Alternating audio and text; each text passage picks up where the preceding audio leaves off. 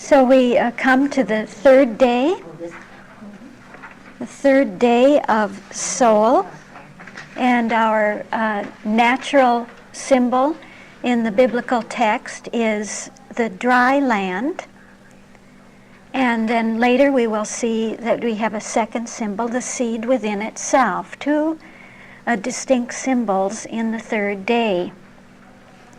So we would come to a kind of a break or some kind of a change. Whenever you get two symbols in a day, you have two aspects being brought out, and each one is a little bit different than the other, as though to indicate there's some kind of a change coming into the order. We'll talk about that later. So it is the dry land, and what do you suppose that means if we translate that into metaphysical symbols? Dry land, don't we often use that as a symbol? Gosh, that dry land, we want that dry land so much. We want it in every problem that we're working out. The dry land to appear, what is it? What does it mean? What do you think of? Understanding, says here. Understanding. What kind of understanding? Spiritual. Spiritual understanding, yes. Yes. Which means what? What does that mean? Being open and receptive. Being open and receptive is embraced in spiritual understanding. We don't reach the point of spiritual understanding without that openness and receptivity that we saw in the first day, and the turning in the second day to the spiritual and turning away from the material. That all leads somewhere. That's all not stagnant, not unproductive, but is productive. It's creative. You see, we're looking at a creative order. Something is being created. Actually, within us, that spiritual understanding is being created or brought forth, which has all to do with a sense of definiteness. Can you hear that? If we talk about dry land, it's the definiteness of soul, the concreteness of soul, the coming to a point of identity, being able to define clearly, to identify clearly. The definiteness of spiritual identity, it says here, which names and defines all. I got it right. And something recognizable. Oh, yes. It becomes, now something comes forth which is recognizable. In the Bible text it says, and God said, it's not and God said, let the dry land appear, but and God said, let the waters under the heaven be gathered together unto one place, and let the dry land appear. So those waters of the second day, you remember the waters under the firmament, or that were divided by the firmament, are gathered together. And as they are gathered together, as the elements of mind are gathered within consciousness, gathered and brought in and focused upon and looked at and loved and adored. That's all a spirit quality. To love the nature of mind, to love the ideas of mind. Is that leading anywhere? And soul says, yes. With that I can bring out something that is crystal clear. A definite solution, a definite answer. And this takes the form, really, within us of spiritual understanding. Spiritual understanding is a little different, a bit different than understanding. Understanding per se is an idea of spirit, because understanding implies order. It implies that all of the elements of mind, the ideas of mind, the knowledge, the knowing, the information of mind is not just a big pile. It's not just a big undifferentiated gathering, but it has order in it. As soon as the order of spirit is seen within mind, you have understanding. That's what understanding is. So what is spiritual understanding? What does soul give to that picture that is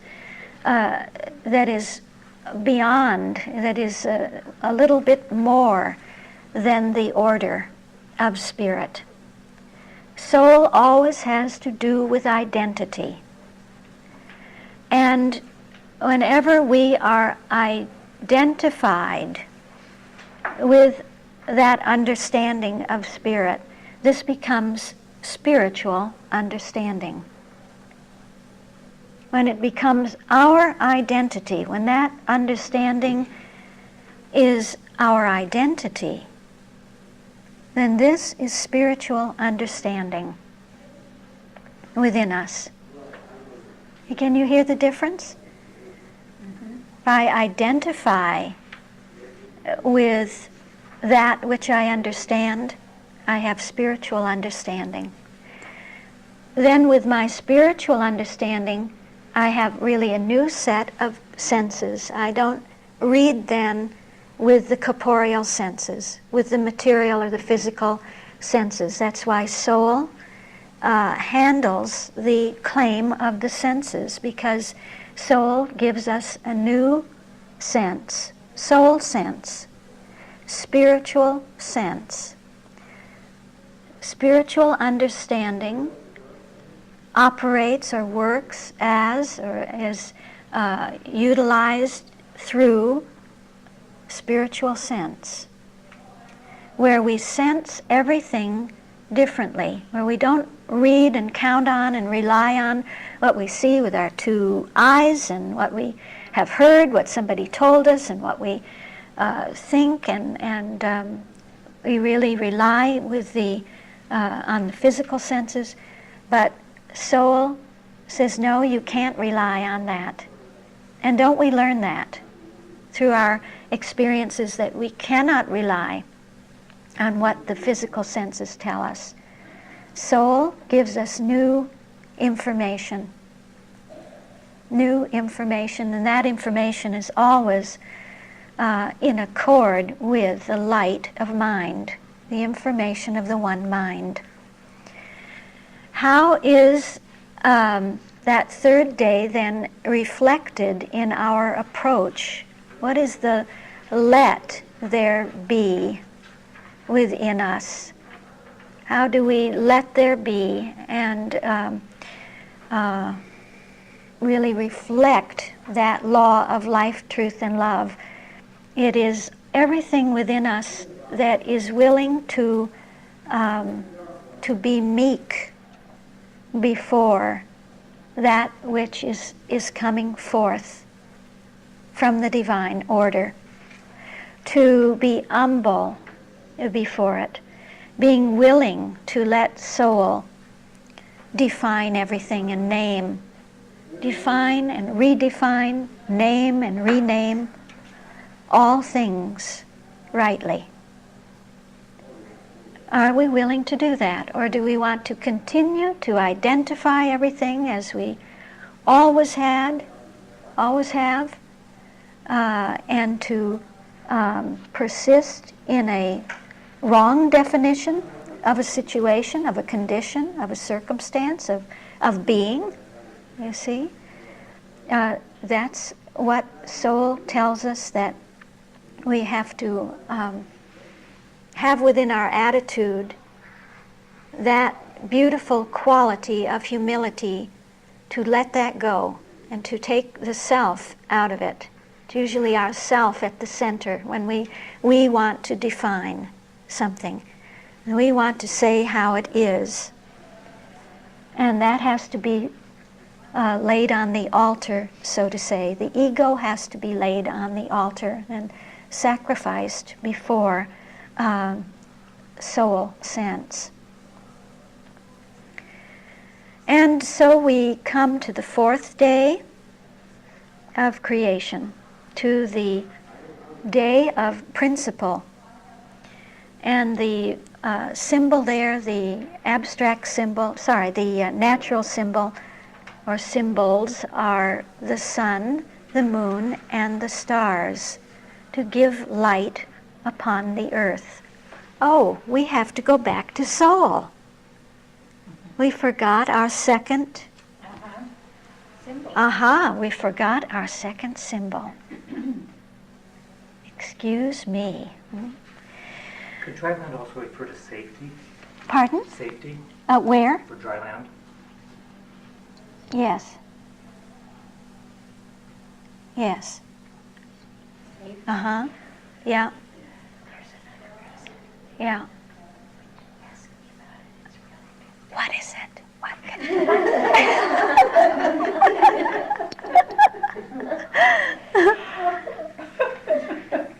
Why is this safety? Come on, let's go. What you Come on. over there? Yeah. We Come wanna on. get Yeah, we want. Yeah, I do too. Well, he was asking about safety, and there's a reason why soul is that which keeps everything safe. And I call it, and maybe others do too, the re-synonym. Because whatever mind does, like we know that mind creates, well, soul recreates. If there's any chance that we would have gotten off the track through spirit or this dividing or separation, if we got off the track at all and felt that something was not safe or not like it was created, soul will recreate it. Well, like mind Form. produces, Yeah. but soul Reproduces. reproduces everything in that likeness. Yes. And then say the mind is source. And so we have that soul is the resource. It is a resource, Ms. Eddy says. The resources of soul. The resource, Yes. soul has infinite resources Yes. with which to bless mankind and so forth. And But mind forms, mind forms and soul reforms. reforms. I mean, it just takes everything. Nothing can be Yeah. lost. That's why That's right. That's in right. soul, nothing can be lost because it can be, mind makes, well, soul remakes everything. And that's like the lobster with the claw. Yes. Yes. that it can be remade. Yeah. You can grow another claw. Yeah. Yeah.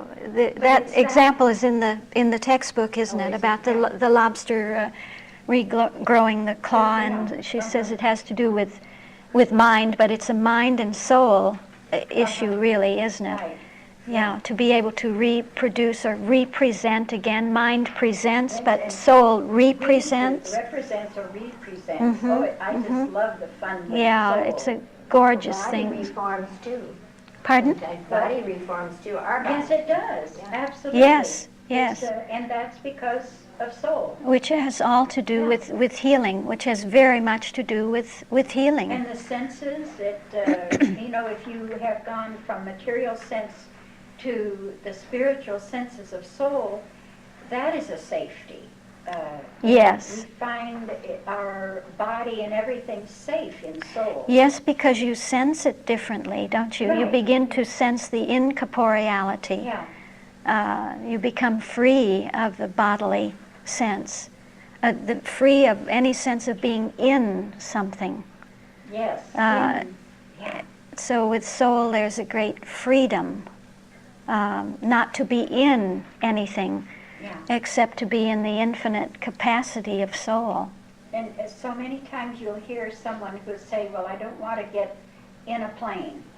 And that is such a good thing to Yeah. love soul enough to see that You don't, with soul, that's a law of soul, that it's Yes, never in that you can't be anything. in anything, not even in a situation. Oh, You good, see, yeah.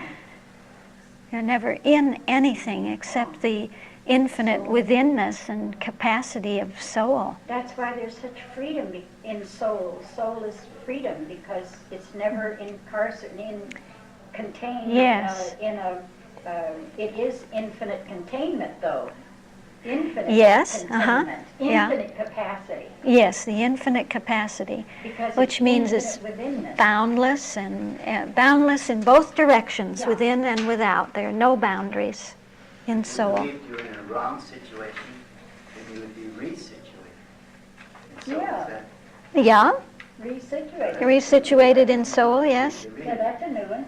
well, you brought it up. The Okay, right there. is when you're off the track, I guess, that, well, supposing you believed you're material and you went and you got mind and then you went to spirit and say, I'm not material, I'm spiritual, then we would be remade in Yes. instead of Yes, in yes, our consciousness.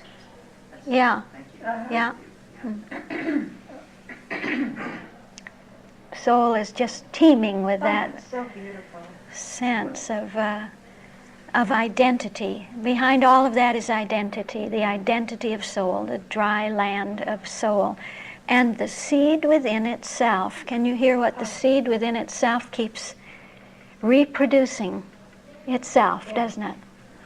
Very much a cybernetic sense in soul, this having the seed within itself, within itself, within itself. It never comes to an end. And so that's why we have the idea of immortality being very much connected with soul as well as with life. Immortality is connected with soul because of the identity factor in being, of being able to reproduce and reproduce and represent itself without any interruption ever, without ever stopping that. This is the truth about our identity, that it is immortal. Immortal. Will forever be reproduced, is independent of the body, not dependent on the body at all. Yeah. And when this form is has served its purpose, the purpose that love has for it here, we are reformed. We have a new sense of how that identity is identified. Maybe a new concept of body, a higher concept of body, a more rarefied, a less material form. We don't know. We only know the law, and the law is in the days of creation.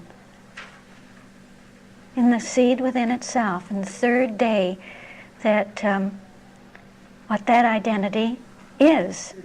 Identity is a law. And that sticking to the soul is so much that it never lets go. It, like Max says, it sticks. It's just a sticker. A sticker. It's a sticker. Yes. So you have that's the identity in our attitude, is to stick with the spiritual, to stick with mind and spirit, to stay with mind and spirit, to persevere in mind and spirit. So that it's mind, spirit, soul, mind, spirit, soul, mind, spirit, soul. And that's what we call the rule of soul. You ever hear that term rule used with soul? What is the rule of soul? Where does identity come from? Mind and spirit, by staying with mind and spirit. Yeah. So logical, huh? It just holds together. Mm.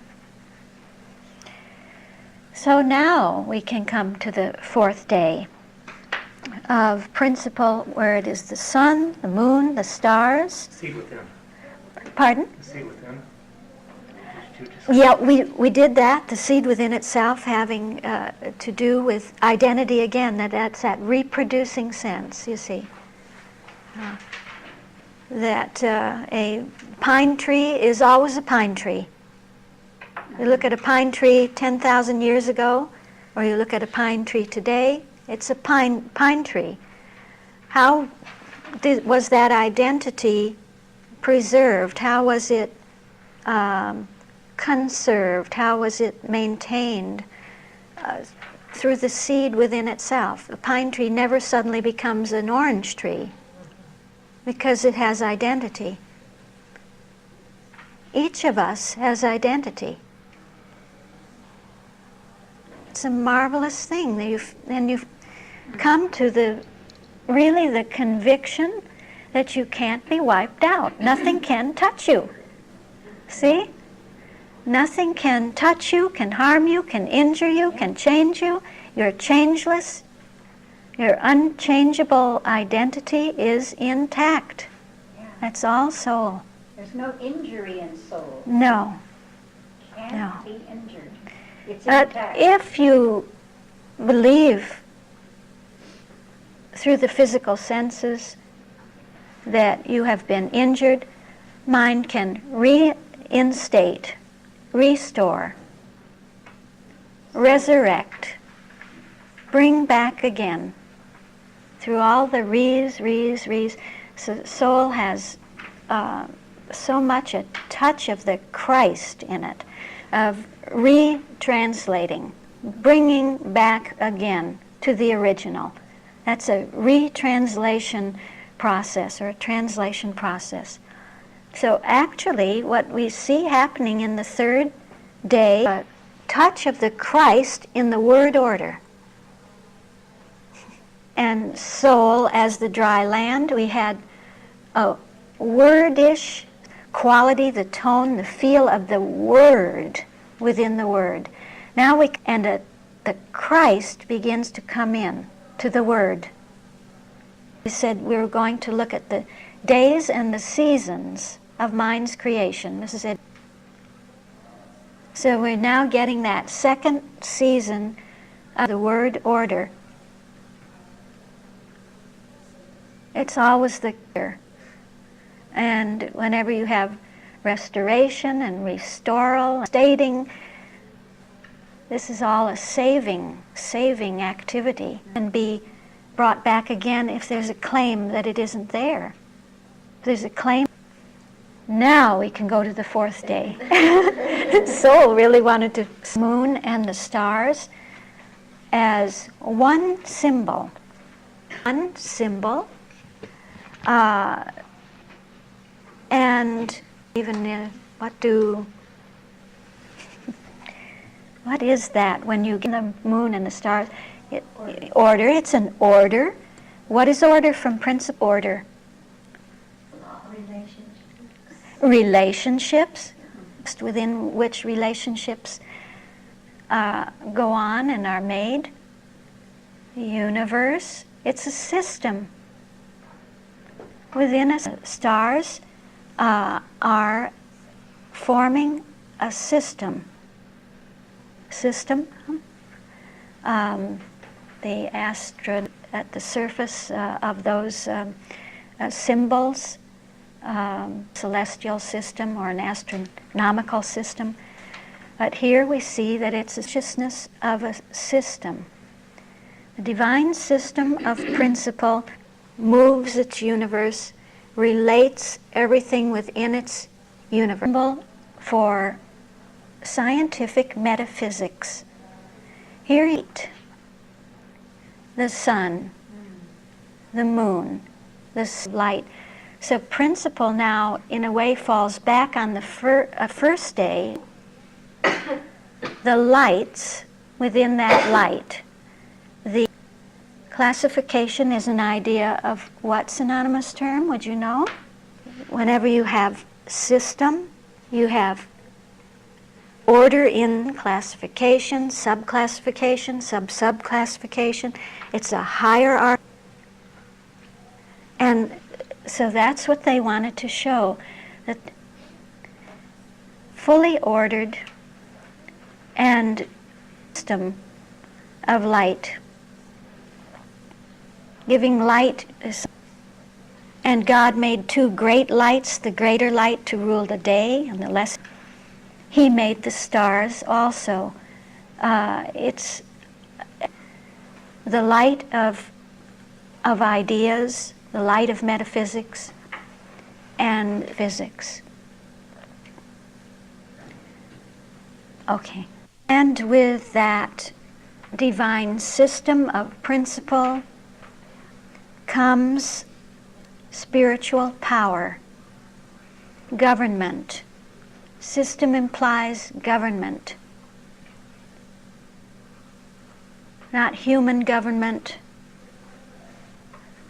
It implies divine self-organization, not human organization. It's showing us how principle organizes itself into a system. That when you have a system, you have access really to the operating power of that system, the demonstrating power of that system. So spiritual power, which is an idea of principle, is another way of saying the power of demonstration. We have with the system the power of demonstration.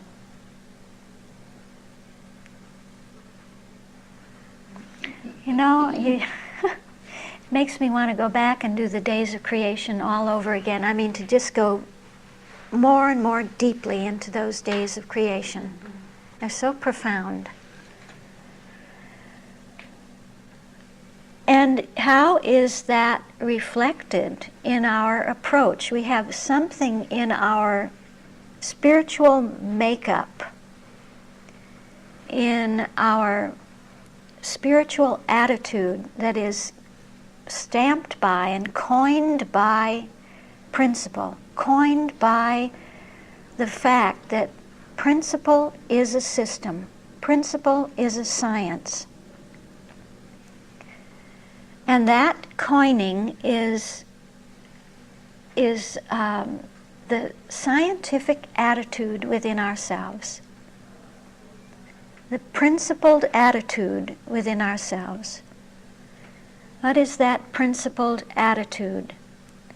To be honest and consistent, to be obedient to the spiritual, to obey the spiritual, to want to be lined up with, aligned with that principle in all its systematic constituency. To want to be aligned with science. Just the way we started today, that we saw what the categories of being are, the categories of science. And that the whole working out of the marvelous problem of being has to do with becoming coincident with or aligned with those categories. When I have that desire within me, when I have that attitude within me to want to be scientific, to want to be one with science, this is the correct sense of the let there be within me, isn't it? This is life, truth, and love impelling my right attitude toward principle, toward the fourth day. And within that impulsion, remember we saw that life doesn't stand alone, but it is life, truth, and love. And so that which impels that right attitude in me is saying, and that right attitude is a fact, it's factual. And it has the fulfillment within itself. It's already at the point of fulfillment. A scientific attitude is already at the point of fulfillment. Isn't that beautiful?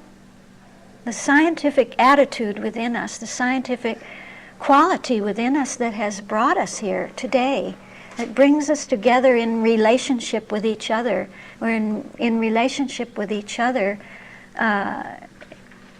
because we love the system of science, because we love science.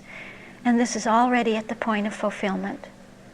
It's already its own fulfillment, that attitude.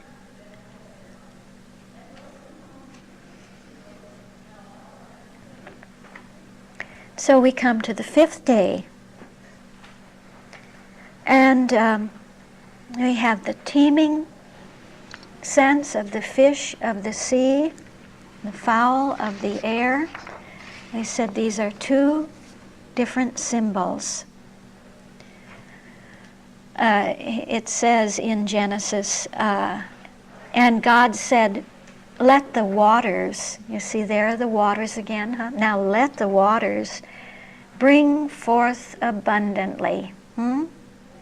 That marvelous sense of going right back to mind, right back to the basis of mind, the starting point of mind, and seeing how Spirit has ordered those waters, ordered those elements of mind, ordered the information of mind. That when that is ordered, there's something definite coming out of that. Definite identity. Identities, the identities of being come forth from that. Principle gathers all of those identities together into one system, all working and moving and operating in accord with one principle, which is demonstrating itself. And now we see that this is an abundant, this is able to bring forth abundantly. This consciousness brings forth abundantly the moving creature that has life. Life always comes forth from principle. You can't have life standing on its own, standing by itself. If we want life, what is life? The abundance of life, the supply of life, the infinite individuality of life. These are things we always want.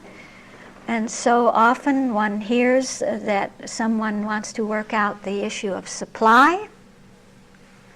So they say, I'm going to go to life. I'm going to start with life. Can we do that? No, because we disrupt the integrity of the whole order of the word. Life appears in an order, at the fifth point in that order. And so if I want life, what do I have to do? Go to mind. If I want the fifth day, I have to go to the first day and let that unfold to the second day and the third day and the fourth day, and then I cannot help but to have life. Life comes forth from principle. It is the individualization of the principle. The infinite individuality of the principle is life. That's the teeming sense of life, is to keep going back to that principle which is mind, spirit, and soul. That really the rule of soul becomes the method of life. The rule of soul was to go back to mind and spirit. That brings forth soul. Mind and spirit bring forth soul. But mind, spirit, and soul are principle. Mind, spirit, and soul are the creative principle. Mind, spirit, soul, principle bring forth life. Mind, spirit, soul, and principle are the method of life.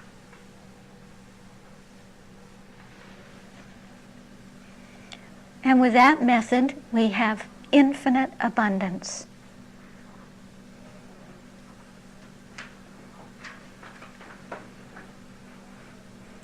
So the waters bring forth abundantly. That's the fish of the sea.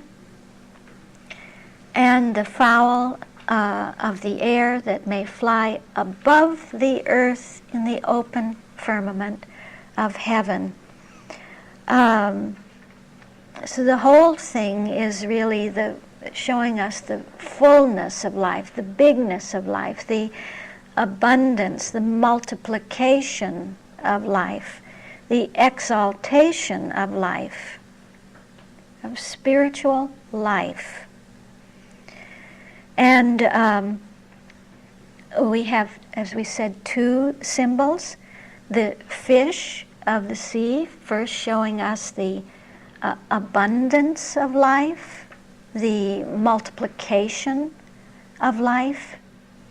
And when we have touched that aspect of being, we cannot help but be lifted above the mortal sense of existence. We are gradually lifted above, higher and higher and higher. It's the aspirations of life, the sense of the exaltation of life, which are the fowls, the birds of the air flying in the open firmament of heaven. And so with that multiplication and exaltation now, we touch something new in the order, something is coming in. The Christ aspect of the word is being fulfilled, and we get a touch of Christianity, of the realm now, of what do I mean when I say realm? That's always connected with Christianity. Christianity is a realm sense, that sense of containing all that the Christ is able to bring forth, to translate. And so it's that open firmament of heaven, being lifted above the mortal sense of existence into the immortal sense of existence, the immortality of being. This is a Christianity tone. Just make a little note. You don't perhaps have enough information yet about Christianity to feel that, to recognize it, but you can, as a scientist, put it down in your notes and say, well, this is Christianity. I don't know why she said it's Christianity. I will take her word for it at this point. And as I go on developing in my understanding, I will get more and more instances of Christianity, and I can weigh them against each other and see what they have in common that makes them Christianity. Isn't that a scientific method? Instead of feeling uptight, I don't know why it's Christianity, and I want to know why, and I must know right now. I must know right now. No, you mustn't. That we're given just what we need for right now. So just take it in, love it, expect from it a great reward, a great promise. There's a great promise that the understanding of what Christianity is breaking on us. And how is this fifth day reflected in our approach to God? What is the let there be life within us, that attitude? It's being willing to live by this life method, this method of life, this life source. It's being willing to lay down the mortal concept of life, to let the old sense of life go, to allow it to drop away, to allow ourselves to be uplifted, to be lifted above the earth. Isn't that a life attitude within us?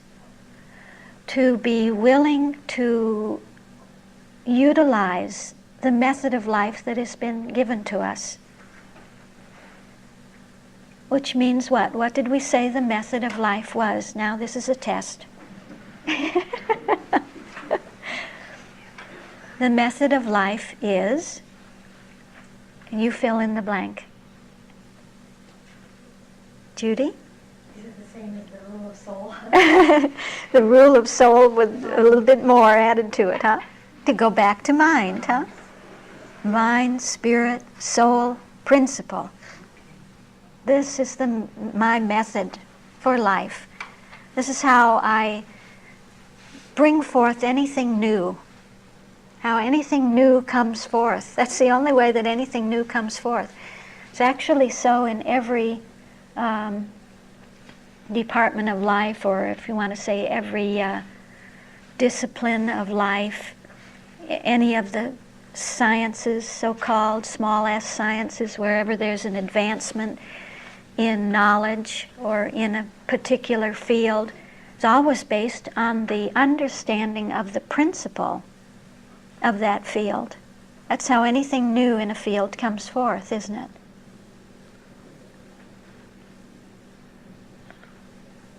Why do I love that? I just love these things, you know? Don't you love to know how things work, why they are the way they are, and that it's all right? We don't have to be annoyed or, feel aggravated because there's an advance in medicine or an advance in physics or an advance in even in good old theology. There might even be a little advance there once in a while. Why?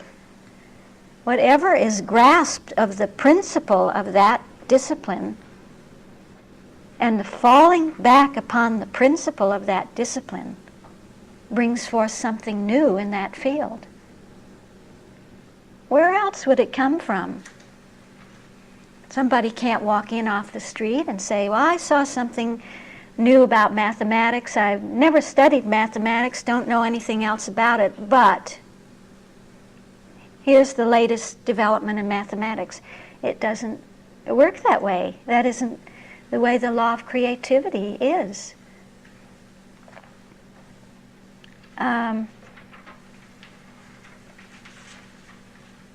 What is that?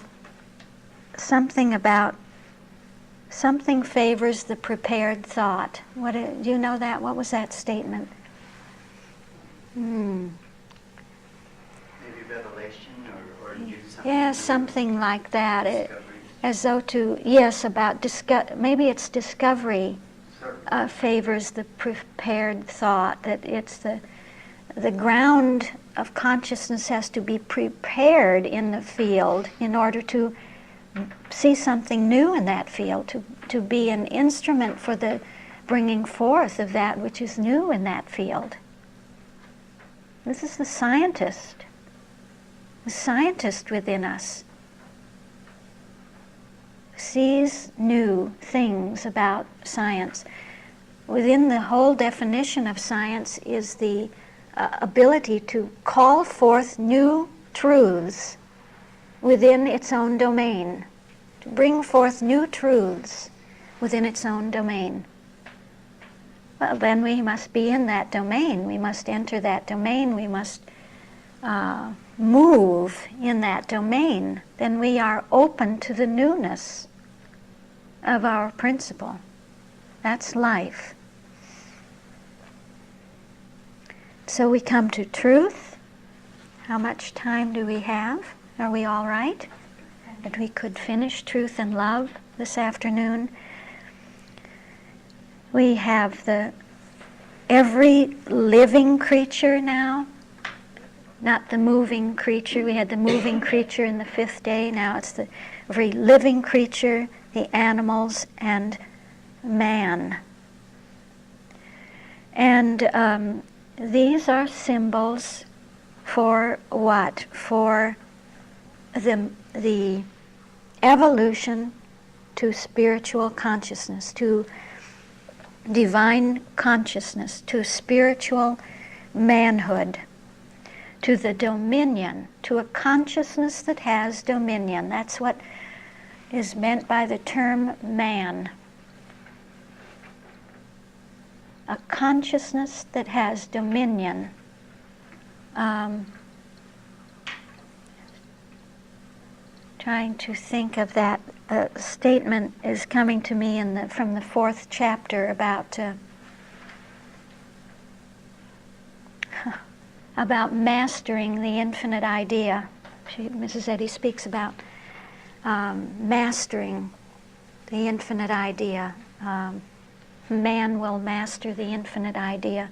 It's a beautiful statement. It reminds me very much of this 6th day as that consciousness of dominion. It's where we are the master of the infinite idea. Not meaning that we master the idea and we make it do something for us, but we are the mastery of the spiritual idea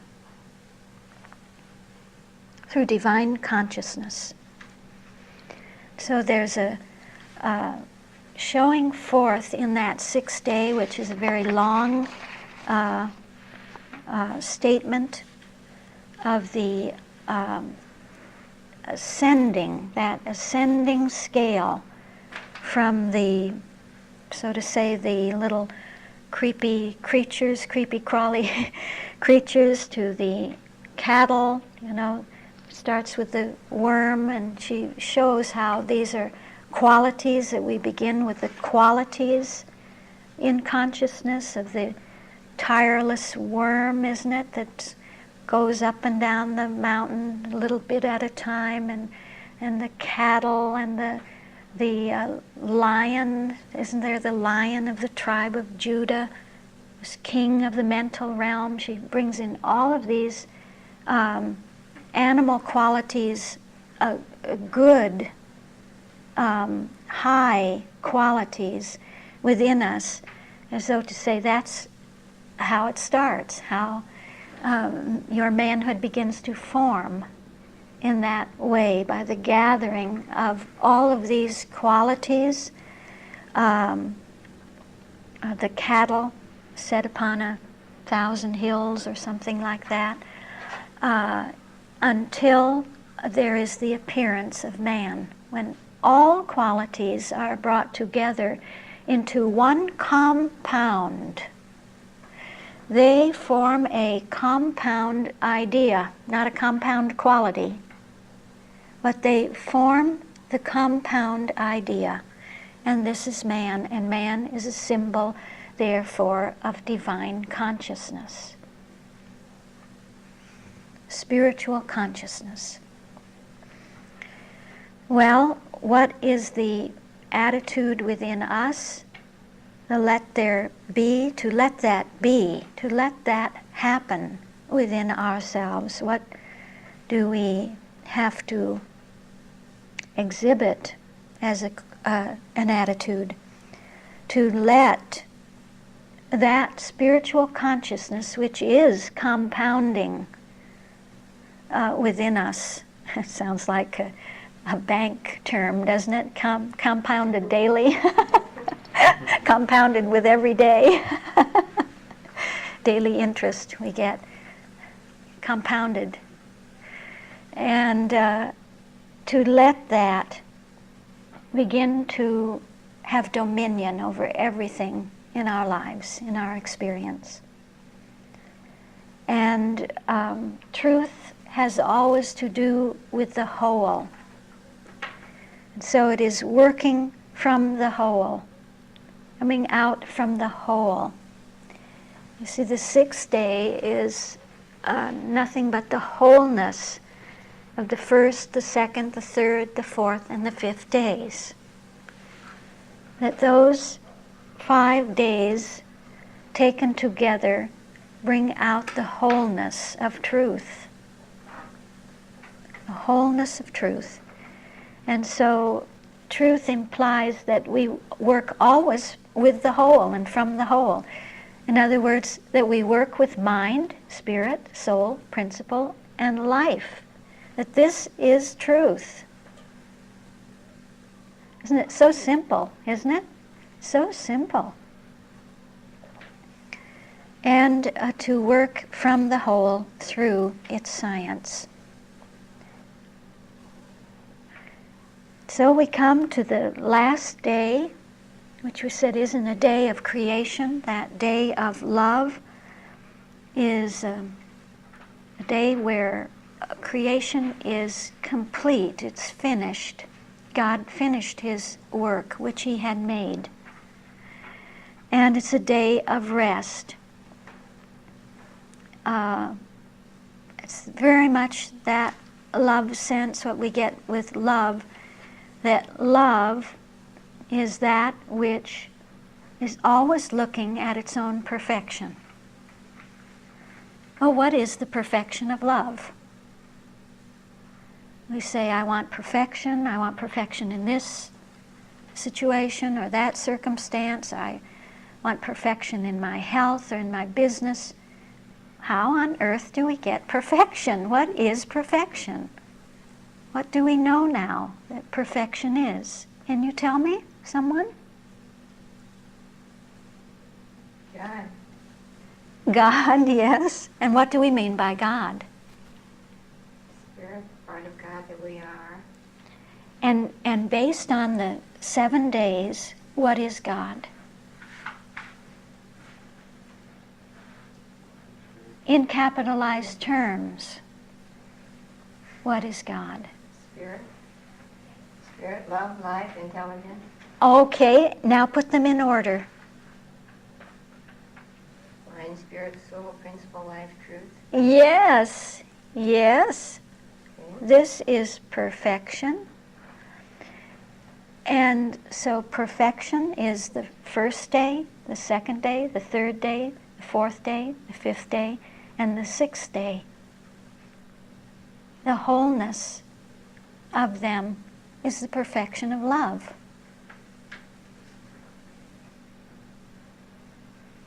You see, it's an order, huh? Never bring something out, bring something in from outside or something that isn't in the whole logic of the word.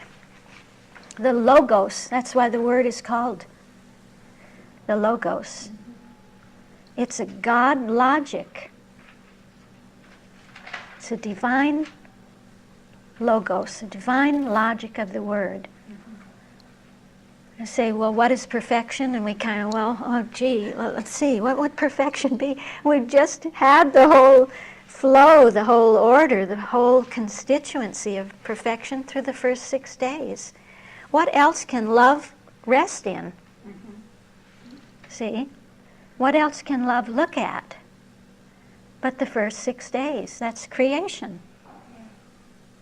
It's the perfection of creation. And love rests in that. That's the fulfillment of love, huh?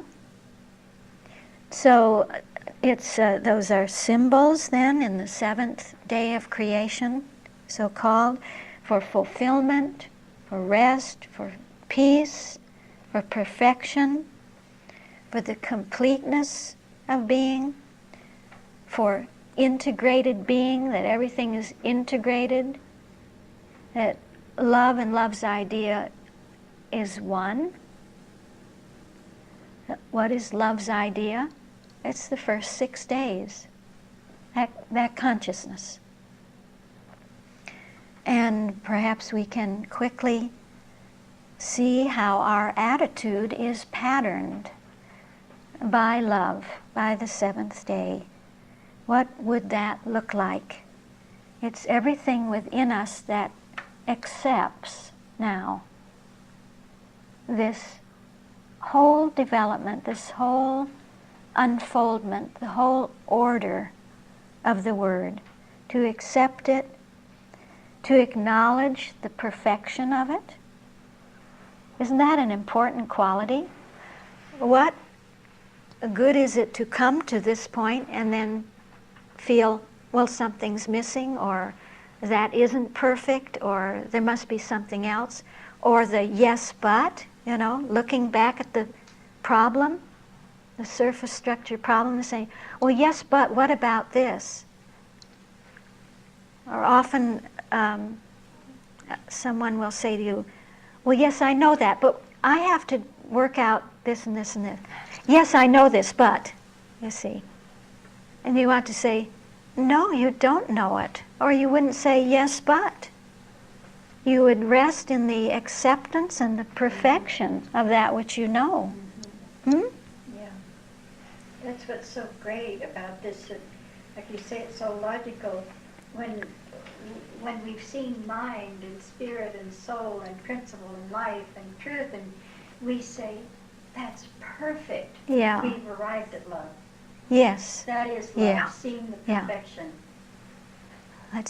Can we just put the next on for